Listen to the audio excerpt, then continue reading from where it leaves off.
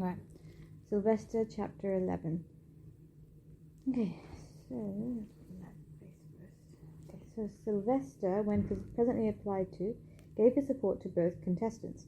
He said that Tom must certainly not be abandoned to his fate, but he also said that Phoebe had no need to delay her journey on that account, since he himself would remain at the Blue Boar, delegating to Cayley the task of conveying her to her grandmother. She could not but be grateful to him for so practical a solution to her difficulty, her only remaining anxiety being the fear that she would be overtaken by her father before the arrival of Sylvester's chaise at the Blue Boar. "I can only say, Miss Marlowe," responded Sylvester to this confidence, "that if the first vehicle to reach us from the west is not my chaise, 2 Hounslow-bred postilions will shortly be seeking situations in some other household than mine."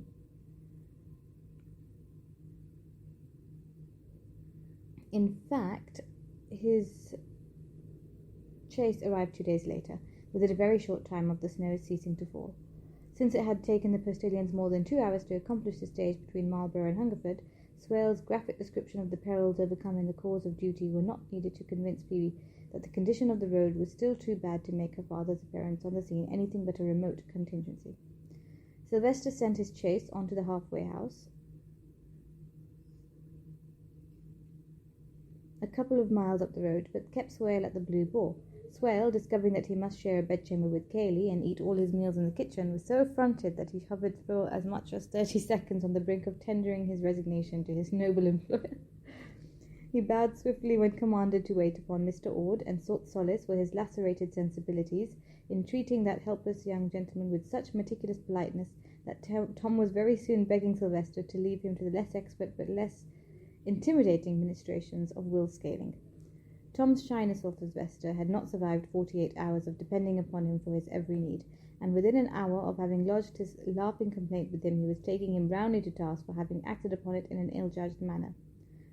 "The Lord knows what you said to the poor fellow, but if I'd guessed you would say anything at all, I wouldn't have told you about it," he said. "It was worse than anything. He has been in here begging my pardon and telling me a bamboozling tale of having been feeling out of sorts and hoping I shan't have cause to complain to you again. Lord, I promise you I was never more mortified in my life. A pretty sneak spree you made me, Selfred. Did you threaten to turn him off just because he don't care to wait on me?" "I'm not so high-handed, Thomas. I only asked him to tell me if he was quite happy in my service." "Oh, was that all?" exclaimed Tom. "No wonder he was looking so tie-burn-faced. And you say you're not high-handed. Well, I think you're medieval." That made Sylvester laugh. "But in what way am I medieval? I pay him a handsome wage, you know." "But you didn't hire him to take care of me." "My dear Thomas, what in the world has he to do besides?" Sylvester interrupted a little impatiently. "All the work he has to do for me in this hedge tavern could not occupy him for as much as a couple of hours out of the 24. "No, but he is your valet, not mine. You might as well have ordered him to groom your horses or sweep the floor. And beyond all else, you told him he must share Cayley's room. Now, Salford, you must know that your valet is much above your groom's touch. Not in my esteem." "Very likely not, but nothing, Thomas. In my own household, my esteem is all that signifies. Does that seem medieval to you? If it seems so to Swale, he may leave me. He's not my slave." He smiled suddenly. "Cayley is more my slave, I assure you, and I never engaged him and could never dismiss him. Now, what is there in that to make you frown at me?"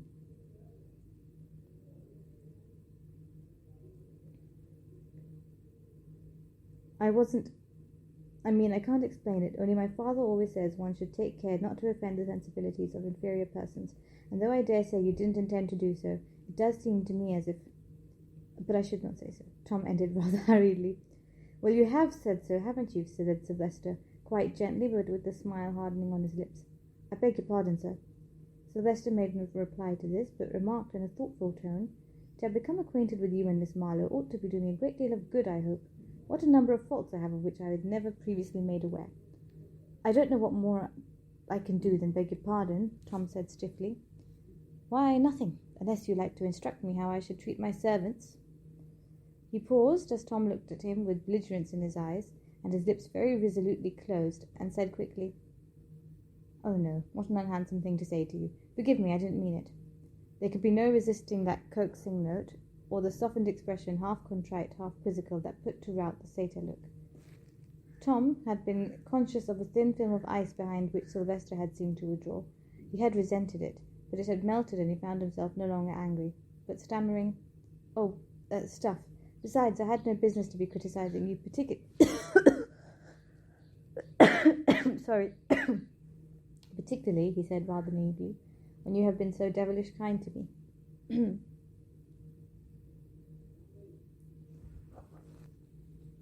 Humgudgeon.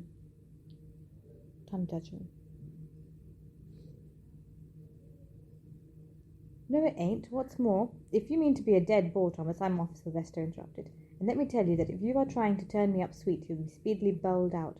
Kind was not the epithet you chose to describe my charitable attempt to make your bed more comfortable this morning.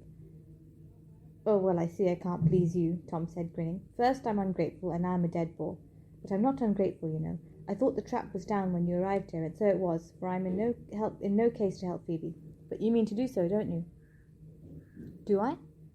Oh, convey her to London. Yes, I'll do that, Sylvester replied, if she wishes it, though what she now hopes to achieve by it I don't immediately perceive. Tom was unable to enlighten him, but Phoebe told him frankly that she hoped never to return to Osterby. This was sufficiently startling to make him put up his brows.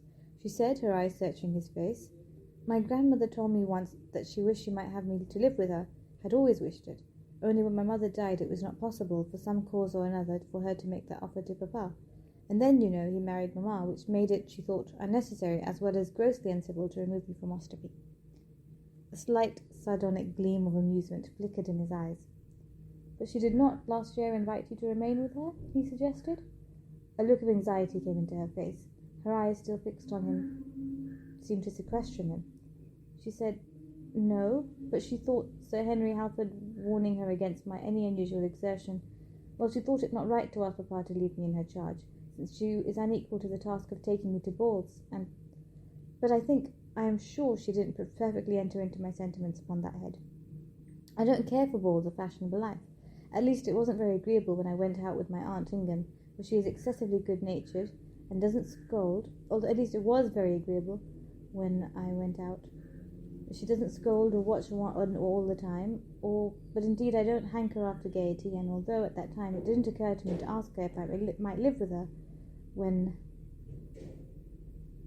she paused, feeling the ice thin under her feet, and coloured. When you feared to be forced into a distasteful marriage, he supplied helpfully. Her colour deepened, but his words brought her engaged twinkle into her eyes.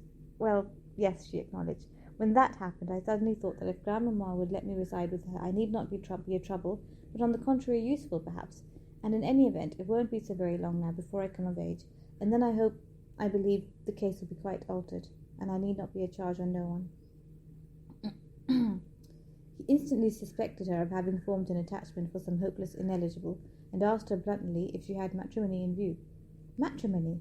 Oh, no, she responded. I dare say I shall never be married. I have another scheme, quite different, she added, in some confusion. Excuse me on that head, if you please. I had not meant to speak of it, and must not. Pray do not regard it. Only tell me if you think, for perhaps you are better acquainted with her than I, that my grandmother would like to have me with her. He believed that there was nothing Lady Ingham would like less, but he also believed, and maliciously, that she would find it impossible to repulse her granddaughter, and replied, smiling, Why not? She looked relieved, but said very earnestly, Every day I spend away from Osterby strengthens my resolve never to go back there. I was never so happy in my life before. You can't understand how that should be so, I dare say, but I have felt these last few days as though I have escaped from the cage. Her solemnity vanished. Oh, what a trite simile. Never mind. Very well, he said. Cayley shall escort you to London as soon as the roads are passable. She thanked him, but said doubtfully, And Tom? I shall send a message to his parents when you are gone. Don't you trust me? I shan't leave him until I have handed him over to his father. Yes, indeed, I trust you. I was wondering only whether I ought to accept so much help from you, using your chaise, depriving you of your groom. She added naively, when I was not at first very civil to you. But you are never civil to me, he complained. You begin by giving me a heavy set down, and you followed that with a handsome trimming, and now you threaten to deny me the chance to retrieve my character. He laughed, seeing her at a loss for words, and took her hand and lightly kissed it. Cry friend, Sparrow. Am I so very bad? No, I never said that or thought it, she stammered. Oh, how could I, when I scarcely know you? Well, this is worse than anything, he declared. No sooner seen than disliked. I understand you perfectly. I have frequently met such persons, only I had not thought myself to have been one of them. Goaded, she retorted. One does not, I believe. Then she immediately looked stricken and faltered. Oh dear, my wretched tongue, I beg your pardon. The retort had made his eyes flash, but the look of dismay which so swiftly succeeded it disarmed him. If I ever met such a chastening pair as you and Ord, what next will you find to say to me, I wonder? Unnecessary, I am persuaded, to tell you not to spare me? Now that is the most shocking injustice, she exclaimed, when Tom positively toad-eats you. Toad-eats me? You cannot know nothing of toad-eaters, if that is what you think. He directed a suddenly penetrating look at her and asked abruptly, Do you suppose that is what I like, to be toad-eaten? She thought for a moment and then said, No, not precisely. It is rather what you expect, perhaps, without liking or disliking. You are mistaken. I neither expect it nor like it. She bowed her head. It might have been in acquiescence, but the ghost of a smile on her lips nettled him. Upon my word, ma'am, he said angrily, and there stopped as she looked an inquiry. A reluctant laugh was dragged out of him. I recall now that I was told you were not just in the common way, Miss Marlowe. Oh, no, did someone indeed say that of me? She demanded, turning quite pink with pleasure. Who was it? Oh, do pray tell me. He shook his head, amused by her eagerness. It was such a mild compliment, yet here she was, all agog to learn its source, looking like a child tantalized by a toy held out of her reach. Not I. She sighed. How infamous of you. Were you hoaxing me? Not at all. Why should I? I don't know, but it seems as though you might do so. People don't say pretty things of me, or if they do, I never hear it. She pondered. Of course, it might mean that I was merely odd. In a Gothic way, she said doubtfully. Yes, or outrageous.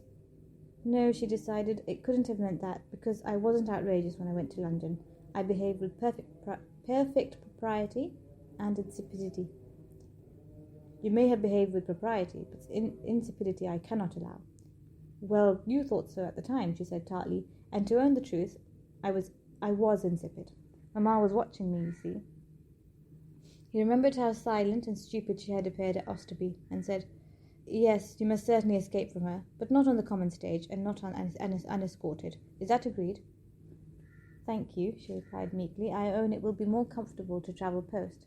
When shall I be able to set forward, do you think? I can't tell that. No London vehicles have gone by yet, which leads me to suppose that the drifts must be lying pretty thick beyond Speenhamland. Wait until we have seen the Bristol mail go past. I have a lowering presentiment that we shall see Mamma's travelling carriage instead, and it will not go post, stated Phoebe in a hollow tone. I pledge you my word you shan't be dragged back to Osterby, and that you may depend on. What a very rash promise to make, she observed. Yes, isn't it? I am fully conscious of it, I assure you, but having given my word, I am now hopelessly committed, and can only pray to heaven I may not find myself involved in any serious crime. You think I'm funning, don't you? I'm not, and will immediately prove my good faith by engaging Alice's services. Why, what can she do? Demanded Phoebe. Go with you as your maid, of course. Come, Mum. After such a strict upbringing as you have endured, is it for me to tell you that a young female of your quality may not travel without her Abigail? Oh, what fustian, she exclaimed, as though I cared for that. Very likely you do not, but Lady Ingham will, I promise you. Moreover, if the road should be worse than we expect, you might be obliged to spend a night on some posting-house, you know. This was unanswerable, but she said mutinously, Well, if Alice doesn't choose to go, I shan't regard such nonsensical stuff. Oh, now you are glaringly abroad. Alice will do precisely what I tell her to do, he replied, smiling. The easy confidence with which he uttered these words made her hope very much that he would meet with a rebuff from Alice, but nothing so salutary happened. Learning that she was to accompany Miss to the metropolis, Alice fell into blissful ecstasy, gazing upon Sylvester with incredulous wonder and breathing reverently, Lunnon! When it was disclosed to her that she should be given £5 to spend and a ticket on the stage for her return journey, she became incapable of speech for several minutes, being afraid, as she presently informed her awed parent, to bust her stay-laces. The thaw set in, and with it arrived the errant ostler, full of hair-raising accounts of the state of the road. Mrs. Scaling told him darkly that he would be sorry presently that he had not made a push to return immediately to the Blue Boar, and when he learned what noble guests she was entertaining, he was indeed sorry. But when he discovered that the stables had fallen under the governance of an autocrat who showed no disposition to abdicate in his favour, but on the contrary every disposition to set him to work harder than he had ever done, he was not so sorry. He might have missed handsome largesse, but he had also missed several days of being addressed as my lad, and having his failings crisply pointed out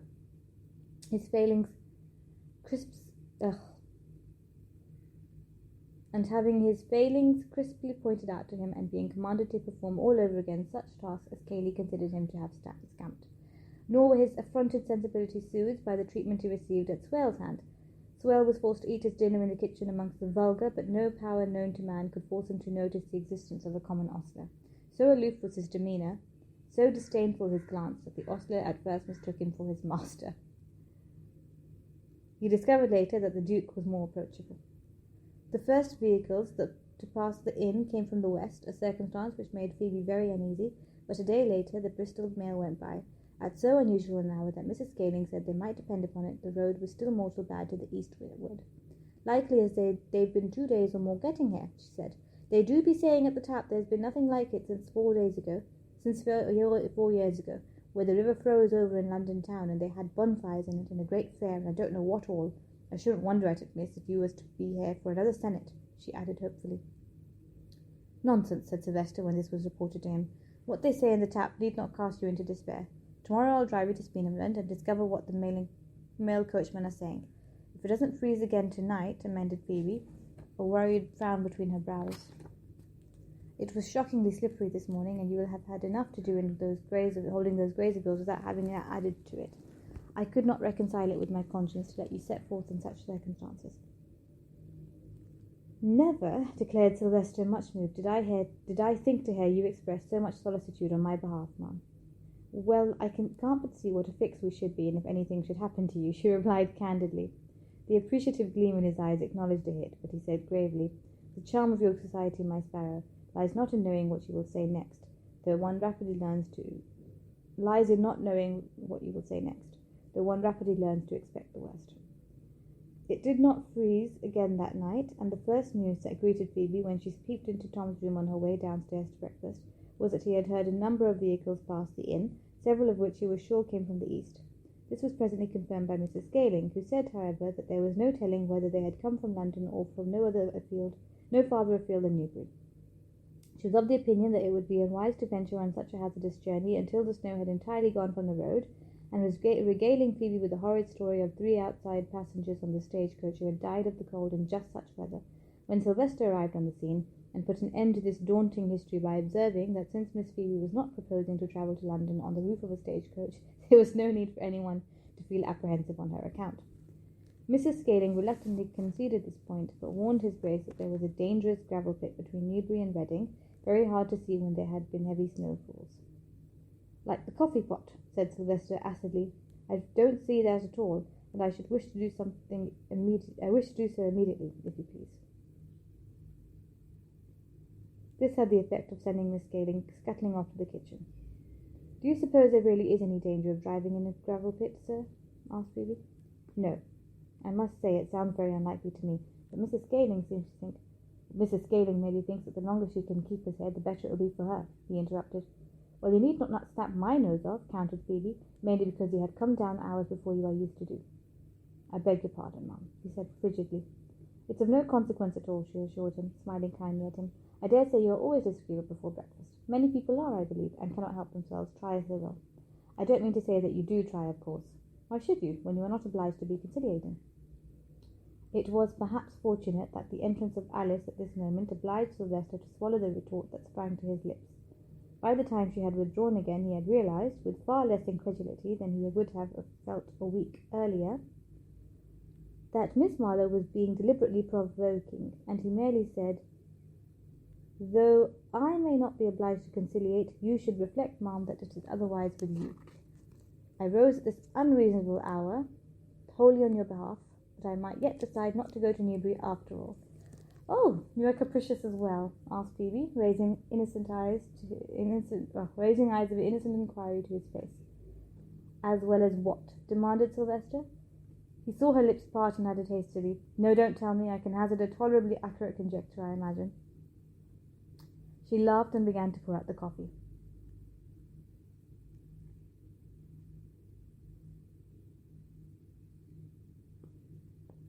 "I won't say another word till you've come out of the salons," she promised. Though strongly tempted to reply in kind, Sylvester decided upon reflection to hold his peace. Silence prevailed until, looking up from his plate a few minutes later, he found that she was watching him, with so much the air of a bird, hopeful of crumbs, that he burst out laughing, and exclaimed, "Oh, you sparrow! What an abominable girl you are!" "Yes, I'm afraid I am," she said quite seriously, "and nothing seems to kill me of saying things I ought not." "Perhaps you don't try to overcome the fault," he suggested, quizzing her. "But in general I do try," she assured him. "It is only when I'm with such persons as you and Tom, I mean—" "Ah, just so," he interrupted. "When you are with persons whose opinions are of no particular consequence to you, you allow rein to your tongue." "Yes," she agreed, pleased to find him so ready and understanding. "That is the matter in a nutshell. Will you have some more bread and butter, sir?" "No, thank you," he responded. "I find I have quite lost my appetite." "It would be wonderful if you had not," she said cheerfully, "cooped up in this house as you have been all the while. Will you set out for Newbury soon? I dare say it is foolish of me, but I can't be easy. Whatever should I do if Mamma were to arrive while you were gone?" "Hide in the hayloft," he recommended. "But if she has a particle of common sense, she won't make the smallest push to recover you."